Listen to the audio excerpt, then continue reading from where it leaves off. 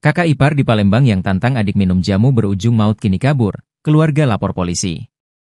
Tewasnya ANF, 13 tahun, remaja putri di Palembang yang diduga usai menerima tantangan minum jamu berhadiah uang dari kakak iparnya memberikan duka mendalam di benak keluarga. Apalagi, RK kakak ipar yang diduga jadi penyebab tewasnya korban kini menghilang begitu saja usai kejadian. Atas hal tersebut, keluarga korban melaporkan RK ke Polrestabes Palembang.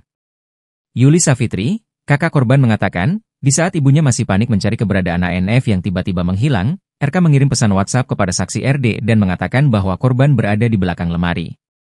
Pesan itu yang semakin membuat keluarga menaruh kecurigaan kepada RK.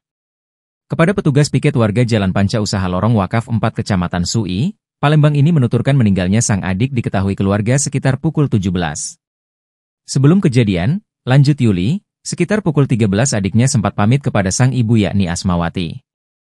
Sambungnya, terlapor ini juga berkata kepada korban, bila korban bisa bertahan dan dimuntah akan diberikan uang Rp300.000. Lalu, ibu pergi mengaji sekitar pukul 13.30 dan pulang sekitar pukul 15.30 dan bertemu dengan RK. Karena panik, ibu langsung mencari keberadaan ANF di luar rumah. Namun juga tidak ditemukan. Saat pulang ke rumah RK ini tidak ada lagi. Dan mendapatkan kabar dari RD yang menerima pesan RK, mengatakan ANF tidak usah dicari lagi, ada di belakang lemari, ungkapnya. Ketika dilihat ANF pun sudah tidak bernyawa lagi. Saat itu langsung dibawa RS Bari Palembang, dan untuk menindaklanjuti proses ini pihak kepolisian langsung membawa korban ke RS Bayangkara Palembang untuk dilakukan visum.